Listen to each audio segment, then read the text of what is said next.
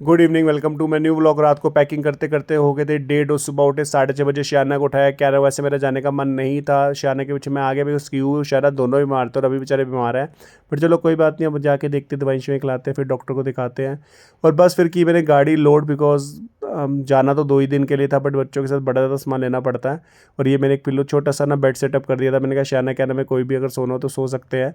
और बस फिर मंदिर में टेका मत्था और हम निकल गए। और मैं आया था नैनीताल 2 दिन के लिए। बताऊंगा आपको कहाँ कहाँ मैं गया। और मैंने होटल पहले बुक कराया था। फिर रश्मि मेरे में ना एक साथ ही हम एक एक करके ब्रेकफास्ट कर सकते हैं, बिकॉज कियाना को उठाना पड़ता है। पहले मैंने ब्रेकफास्ट कर लिया, फिर रश्मि ने कर लिया। इतने में कियाना को उठा के मैं घूम रहा था। बस फिर उसके बाद बीच बीच में गाड़ी रोकनी पड़ती है। बीच में कभी चाय ले ली, कभी कॉफ़ी ले ली। और बीच बीच में गाड़ी रोकनी पड़ती है, कभी शाना के लिए, कभी कियाना के लिए। और ऐसे करते करते देखो क्यू जी पी रहे हैं दूध। और फाइनली फिर हम पहुंच गए होटल। होटल के बाहर ही मैंने गाड़ी पार्क कर दी और हमने फिर होटल में चेकिंग कर लिया। मैं ठहर रहा था स्टर्लिंग नैनीताल में।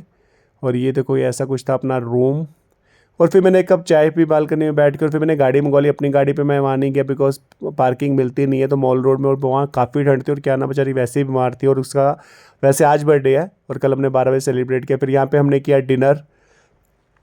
और बस फिर डिनर करके हमने मॉल रोड पे 30 मिनट्स वॉक करी, एक एक कॉफ़ी पी।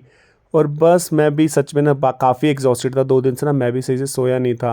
अब मैं खुद भी एग्जॉस्टेड था, बट क्या कोई ऑप्शन नहीं था क्योंकि यू बीमार थी और इसको उठा उठा के मेरे को घूमना पड़ना था। फिर फाइनली हम आ गए होटल। और होटल आने के बाद मैंने ना क्या के लिए बर्थडे गिफ्ट लिया था। मैंने कहा चलो आगे जाके इसके काम आ जाएंगे, इयररिंग्स।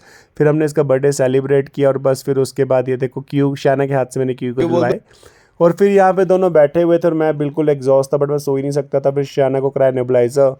और फिर वही जो सेम ड्यूटी होती है, क्यू को उठा उठा के घुमाना और इसको सुलाना। और मतलब मैं इतना एग्जॉस्टेड था कि क्यू से और मैं सोचूं। और बाकी अब मैं आपको कल बताऊंगा कल मैं कहाँ कहाँ गया। Thank you, good night.